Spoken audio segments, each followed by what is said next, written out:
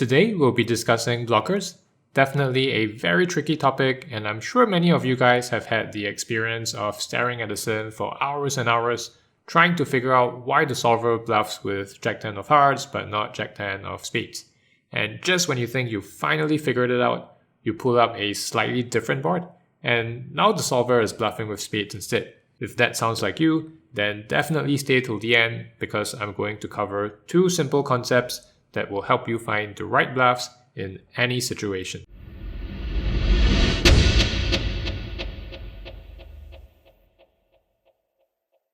Let's talk a little bit about how not to think about blockers. So I want you guys to imagine that we're barreling down on an ace-high board against a range of mostly ace-x bluff catchers. And in terms of our own range, we have ace-king, which is the main hand we're betting for value. And to balance our ace-king, we have a bunch of bluffs like Jack 10 and 9-8.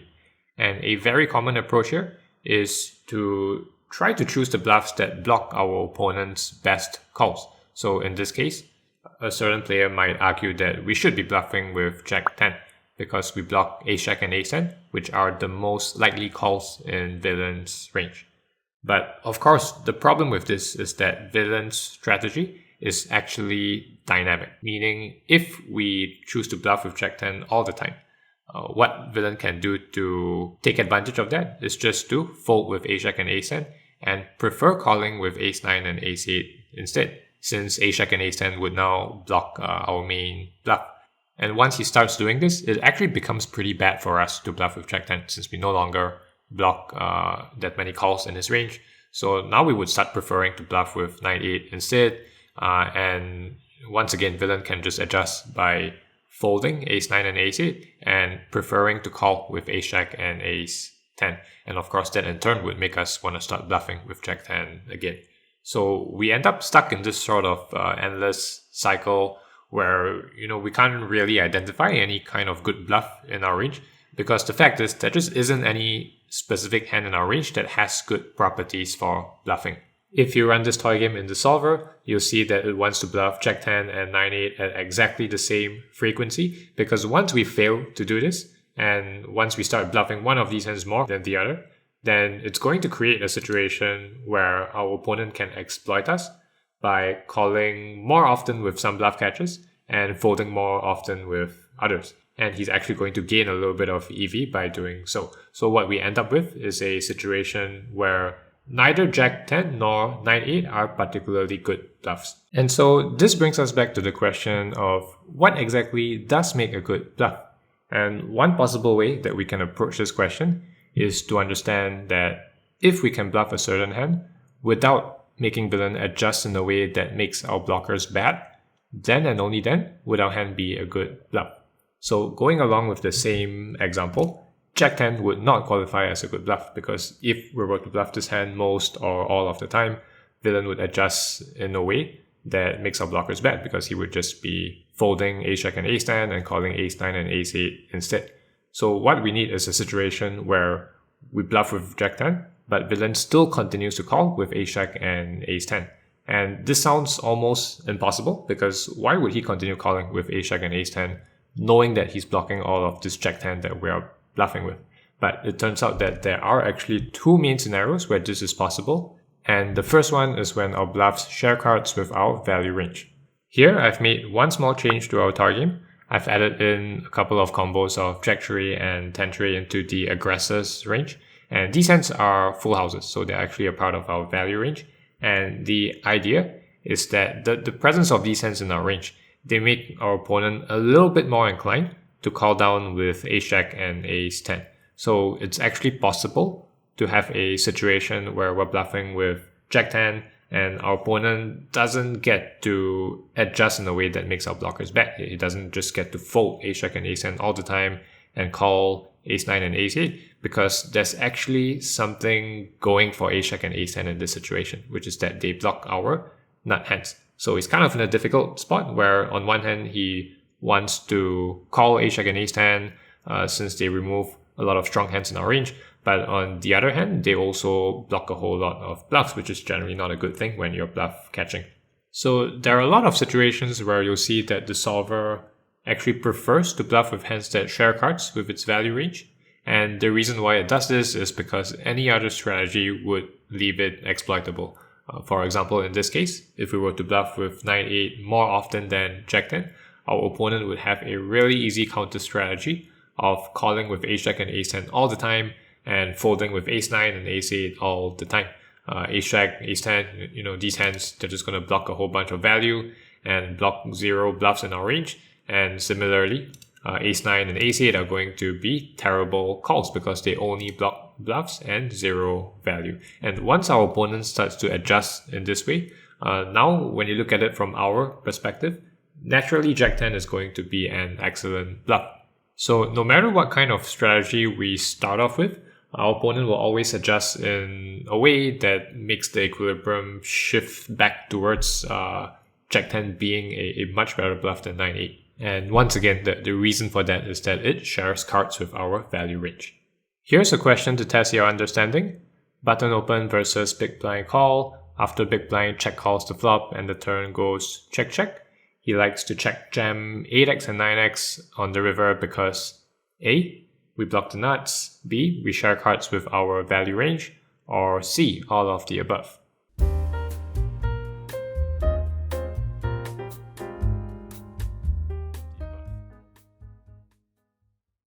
If your answer was C, then you are unfortunately incorrect. The correct answer is B. We share cards with our value range. And the reason why A is not a factor is because button has actually bet all of his straights on the turn.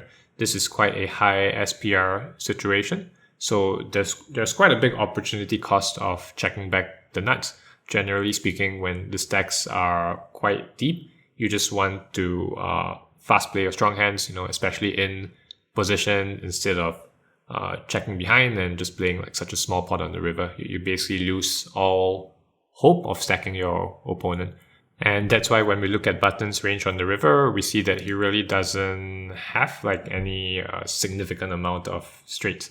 But still 8x and 9x make pretty good hands to check raise.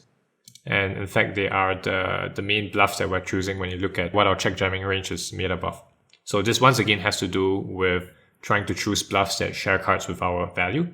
Since the bulk of our value range is 9-8, it makes sense to choose hands that contain an 8 or a 9, since our opponent is going to be quite inclined to call with hands like Ace-9 as well as Ace-8. You can see that these hands are actually some of his best unpaired bluff catchers.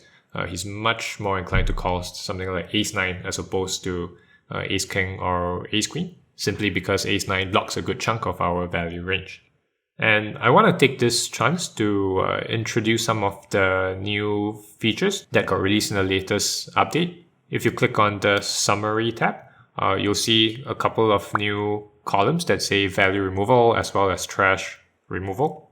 And what these numbers really signify is, for example, if we look at it from Big Blind's perspective, a high value removal score simply means that you block lots of your opponent's value bets. And a low value removal score means that you do not block any value bets in your opponent's range. So this works on the scale from 1 to 10. And if we take a look at some of these 10-9 and 10-8 hands, you can see that they really do not have that great of value removal. And that's because when you look at Button's value betting range, you can see that the bulk of his value range is really Ace-X. Once again, the turn has gone check-check. So he's really not going to have that many straights and sets and two pairs. And many of the two pair hands that he has actually do contain an ace. And that's the reason why, from the big blind's perspective, it's so powerful to have a hand that contains an ace. Looking at the value removal scores, you can see that most of these Ace-X hands, they have a score of 9 to 10. And there's a certain threshold where you go down to somewhere around Ace-6, you can see that the value removal score drops drastically. So basically any hand with an ace is going to remove a big part of your opponent's value betting range, and any hand without an ace is just not going to do a great job of blocking your opponent's value. And so the same goes with hands like 10-9 and 10-8. You can see they really do not have a great value removal score, but still they make excellent bluff check raises because they share cards with our value range. Since the bulk of our value check jamming range is 9-8, it kind of makes our opponent more inclined to call with hands like Ace-8 and Ace-9. And you can kind of tell from Ace-9's high value removal score that it does a good job of blocking all of these straights in the big blind's range. Whereas a hand like Ace-King, by comparison, is really not going to remove that much of our opponent's value. There's also one more new feature that I want to show, and that's this tab called Blockers. So when you hover over the Ace of Clubs, for example, it says if your opponent holds the Ace of Clubs, your fold frequency will increase by 0.63%. And what this means is that if the big blind holds the Ace of Clubs, button will end up folding by an extra 0.63%, which makes a lot of sense because the bulk of button's calling range actually contains an ace. So naturally, if the big blind holds an ace, he's going to make the button fold a little bit more. And we can also sort by folding frequency. And you'll see that all of the cards that have the best removal effect, or rather the cards that make the button fold more often, they're basically all pairs to the board. So Ace-X, 10X, 7X, 6X, you can see they have a positive removal effect, where if you have one of these pairs, you're going to get a little bit more folds than if you don't. So this also explains why the big blind is so interested in turning lots of these one pair hands into a bluff, such as 10-9 and 10-8. Of course, we would, ideally we want to have like two pairs in our hand, but in that case, our hand would just be a value check raise instead of a bluff. So the best we can do is to use some kind of one pair hand without that much showdown value. Basically anything 10x and below is not going to have that much showdown value in the sense that it's really just a pure bluff catcher. We've already seen how Button's batting range is polarized between Ace-X and bluffs. So it doesn't really matter that much whether we have a 10 or a 6 or a 7 or even some kind of king high for that matter. These hands are really all just pure bluff catchers. So once again, the best that we can do is to choose some kind of one pair hand with a kicker that doesn't remove too much of our opponent's folding range. And if we scroll down the order, what we see is that the best unpaired cards to check raise with are more or less the 8s and the 9s. So for example, when we hold the 9 of spades, our opponent's folding frequency will increase by 0.04%, which is pretty much nothing at all. So 8x and 9x, they're more or less neutral cards. And that's really the best that we can hope for. So with 10-9, for example, the 10 in our hand would have a pretty good removal effect in terms of getting more folds. The 9 would be somewhat neutral, but that's way better than choosing something like King 10 or Queen 10, for example, because you can see as we scroll further down, some of these higher card hands that don't share cards with our value range, they actually have pretty poor removal. And you can kind of tell from the hand grid as well. Button is folding like Ace King, Ace Queen, Ace Jack almost all the time. So naturally it's going to make these cards much worse to bluff with. Let's do a quick recap. So far what we've seen is that in order for a hand to qualify as a good bluff, it needs to have this fundamental property whereby we can bluff it all the time and it doesn't make villain adjust in a way that makes our blockers bad. And we've seen that one of the ways that this is possible is when our bluffs share cards with our value range. But a second way that we can satisfy this criterion is when our bluffs are scarce. Here we have a second toy game, and once again I've just made one very small change to the aggressor's range. Instead of having Jack 10 suited and 9-8 suited as bluffs, I've given him Jack 10 suited and I've replaced 9-8 suited with 9-8 offsuit. So everything else remains the same. Our value range is still Ace King and our opponent still has a bunch of Ace-X bluff catchers. Only difference lies in the relative weights of Jack 10 and 9-8.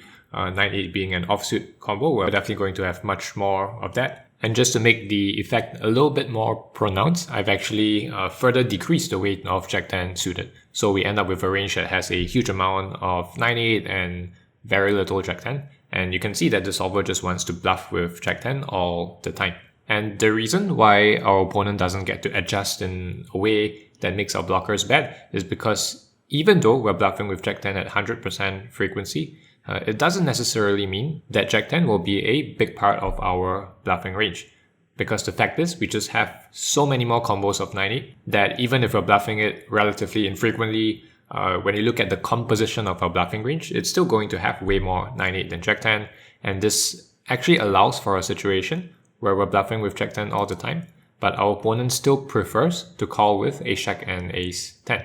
And this is why there are lots of situations where the solver will prefer bluffing combos that are more scarce. It's kind of like in real life where if you have a scarce item, it's naturally going to be worth more. And our opponent isn't really going to adjust in a way that makes our blockers bad, because he would actually have to call Ace 9 and Ace 8 in order to fold more Ace Jack and Ace 10. And it just doesn't make sense at all for him to do that when we have more 9-8 in our range compared to Jack 10. So, in lines where it gets checked to the river, emphasis on check to the river, how should we choose our bluffs? A, we want to bluff with hands that block the misflush draw. B, we want to bluff with hands that unblock the misflush draw. Or C, it doesn't matter.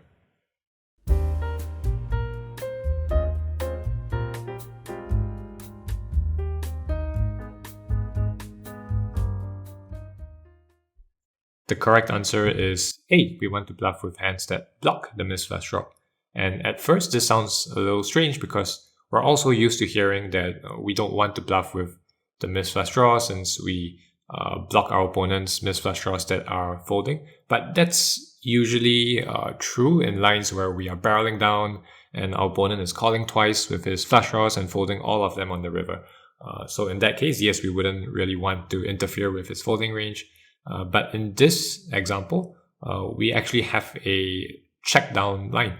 So this is the complete opposite of a triple barrel line. Our flush draws having a lot of equity and a lot of potential to improve.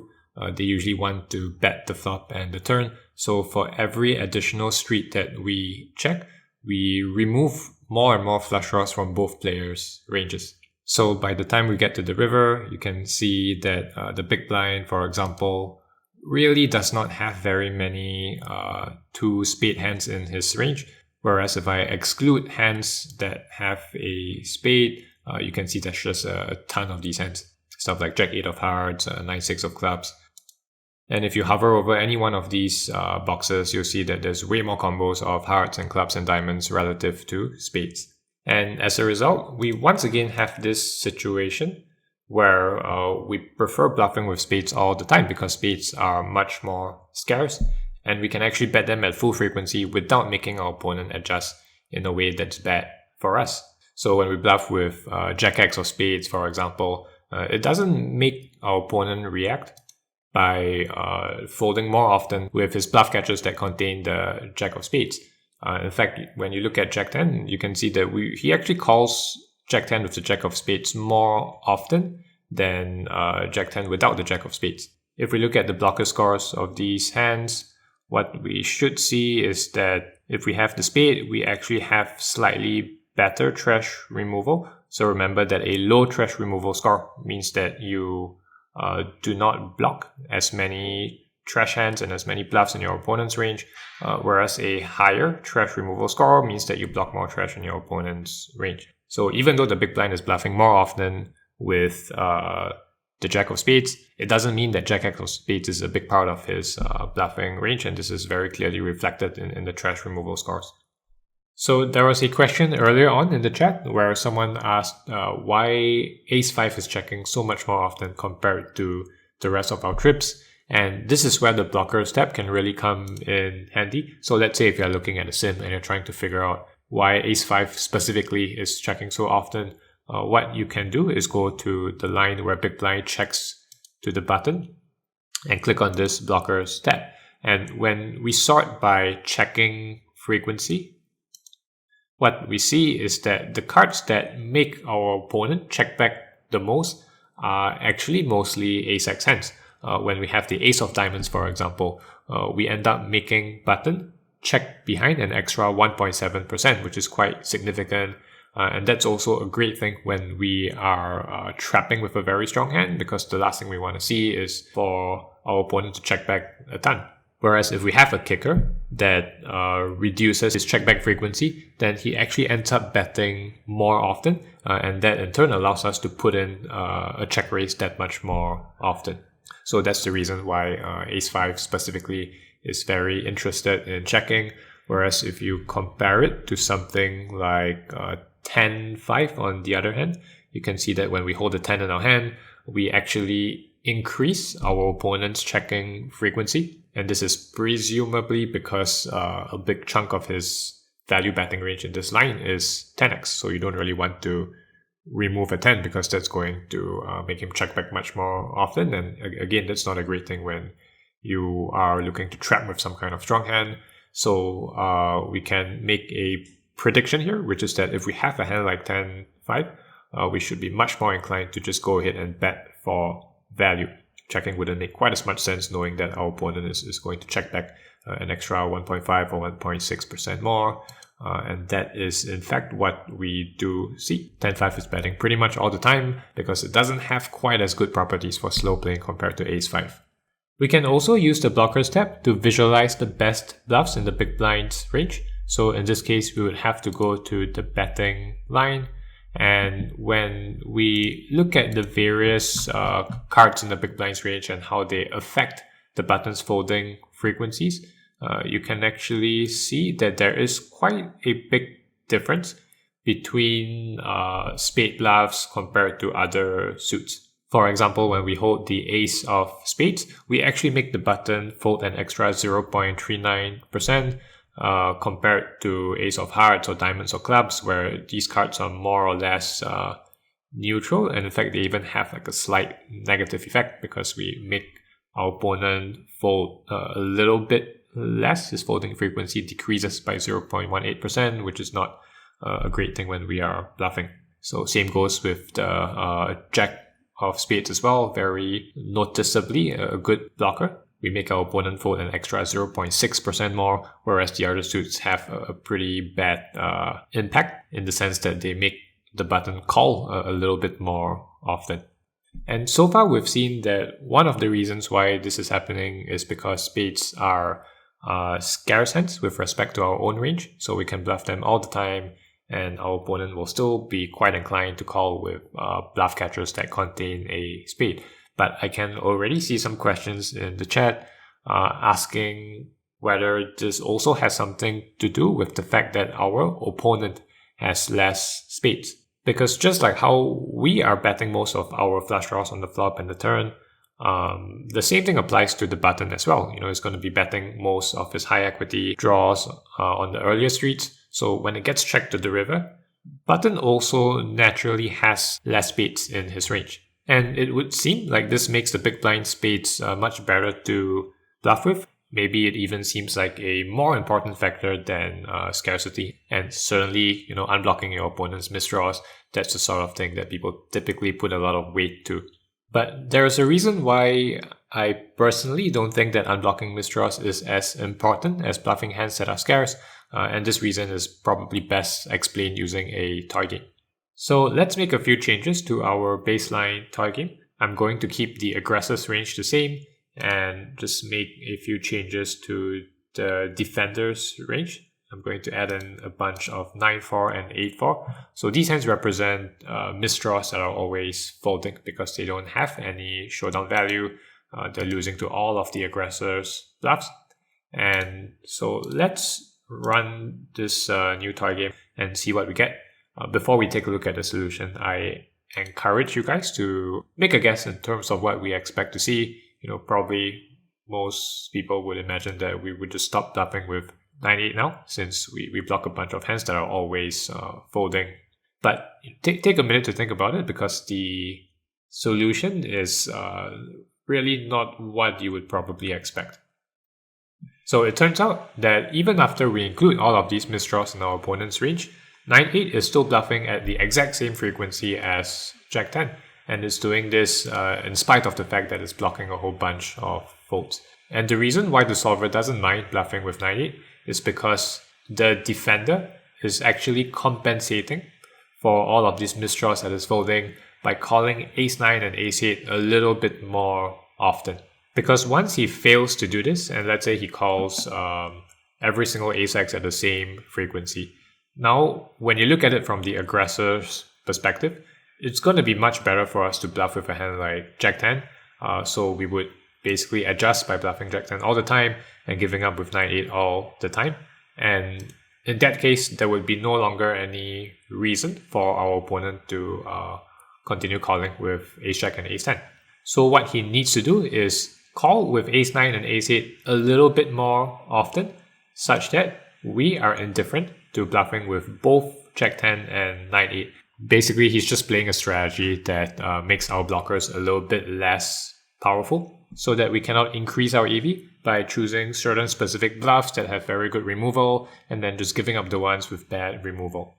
Of course, all of this is only possible if our opponent is able to compensate for the fact that he's folding all of these misdraws. So for example, if we take away all these combos of ace-jack through ace-8 that interact with the misdraws in some way, and we replace them with bluff catchers that don't share cards with his misdraws, then of course from the aggressor's perspective, Jack-10 is just going to make a much better bluff.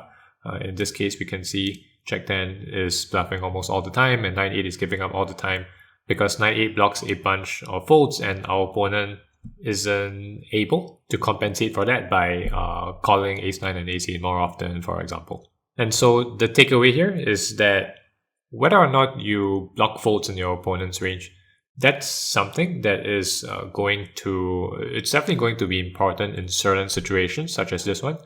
But at the same time, there's also going to be a lot of other situations where your opponent is actually able to compensate for the fact that he's folding these misdraws. And let's say if you're playing online and you're playing 4 or 5 tables, you really have a very limited amount of time for every decision that you make. So in my opinion, it's not very practical to be trying to figure out stuff like, when is my opponent able to compensate for the fact that he has misdraws. And same thing for blocking nut hands as well. We can run a very similar toy game. So let's go back to our baseline toy game where the defender has ace-jack to ace-8. And I'm also going to add in a bunch of jack-3 and 10-3, this time to our opponent's range. And again, most players are going to think that this would make us more inclined to bluff with Jack-10 since we now block the nuts. But once again, this is something that our opponent can compensate for. You can see out of position is bluffing Jack-10 at exactly the same frequency as 9-8, because even though Jack-10 blocks some portion of nut hands in our opponent's range, but ultimately he's able to compensate for that by folding ace-jack and ace-10 a little bit more often. So when it comes to unblocking misdraws, blocking nut hands, these are things that only apply in certain specific situations, and it's actually pretty difficult to figure out when it applies and when it doesn't. So I think a much more practical approach is just to focus on the first two concepts that we've covered so far, which are choosing bluffs that share cards with your value range, as well as choosing bluffs that are scarce, because these two things will always apply in any situation. Here's an actual example of a situation where it's not that important whether or not we block the missed flush draw. So this is button versus big blind. Button is barreling down on a two-tone board and the flush doesn't get there on the river. So if we filter for all of button's unpaired hands, we do see a little bit of a preference for bluffing with hands that unblock the missed flush draw. But then again, there's also plenty of combos such as Jack-10 and Queen-Jack suited, whereby we don't really see any kind of preference for not having spades. Jack-10 of spades is still bluffing at a very healthy frequency, and this is in spite of the fact that we do block quite a few missed flush draws. You can tell from the blocker score of your hand that when we have specifically Jack-10 of spades, we have a trash removal score of 6, which means that we block a whole lot of junk in our opponent's range that will fold all of the time. versus our bet, whereas if we have Jack 10 of hearts or diamonds or clubs, we have a really good trash removal score because we don't interfere with as much of our opponent's folding range. But despite this, you can see that all of these hands have identical EV.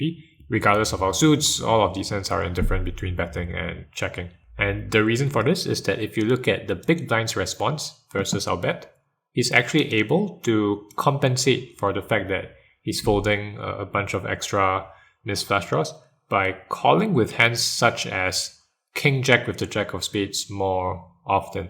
And once again, he's designing his strategy in a way that makes our blockers less powerful, because if he didn't do this, and let's say if he called all of his King Jack at the same frequency, then of course we would just always give up with Jack 10 of Spades and bluff with hearts and diamonds and clubs. And we would actually be able to gain a little bit of EV that way.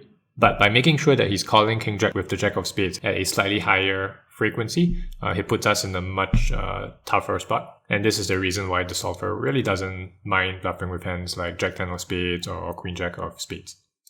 So if we look at how the various cards in Button's range affect big blind's frequencies, you actually see that, let's say when we look at the Jack or the 10, it really doesn't matter that much whether we have the Jack of Spades or the Jack of Hearts.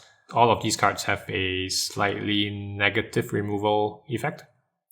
Same goes with the 10 of Spades, really not that different from 10 of Hearts or 10 of Diamonds. Because even though the 10 of Spades is blocking some extra missed flush draws, our opponent is also more inclined to call with King 10 with the 10 of Spades. So these two factors tend to cancel each other out. So let's take a look at one more example, this time where it actually does make a difference whether or not we block the missed flush draw. So here we have a slightly different situation where the ranges are much tighter. So small blind is 3-betting against early position, but the board is exactly the same. We're barreling down on the two-tone board and the flush draw also breaks out. So let's take a look at some of the small blind's potential bluffs. If we filter for ace high or worse, now we actually see quite a big difference in terms of whether or not we prefer to bluff with spades. Here you can see that spades are almost pure checking with the exception of some lower combos that don't block as much of our opponent's range. And if we exclude spades, these hands are betting at a much higher frequency, or almost slightly more than 3/4 of the time. And this is because compared to the previous example, you can see that having a spade in our hand actually reduces our opponent's folding frequency by quite a bit more. So the Jack of Spades in this case actually causes us to get almost 2% less folds compared to hearts and diamonds and clubs that still have a slight negative effect, but not quite as pronounced as the Jack of Spades or the 10 of Spades as well. And just like in the previous toy game that we looked at, this is happening because the defender is unable to compensate for the fact that he's folding all of these extra missed flush draws. In the previous sim, where ranges were slightly wider, he had a bunch of King Jack and King 10 with a spade that he could call a little bit more often. But because this is small blind versus UTG doesn't have any King X offsuit at all, so this straight up makes it pretty bad for the small blind to be bluffing with spades. In conclusion, when we're choosing bluffs, we want to be looking out for two main things. We want to choose bluffs that are scarce, and we want to choose bluffs that share cards with our value range. And what we've seen is that these are the two main ways that we can continue bluffing our hand and not have our opponent adjust in a way that makes our blockers bad. When it comes to blocking the nuts or unblocking misdraws, these are things that are sometimes important but not always. So it makes a little bit more sense to focus on scarcity as well as card sharing, since we're going to have limited time for every decision that we're making. So it's just a little bit more practical to focus on the things that are always true. If you can achieve 80% of the accuracy with 20% of the effort, then that's definitely a good result in my book.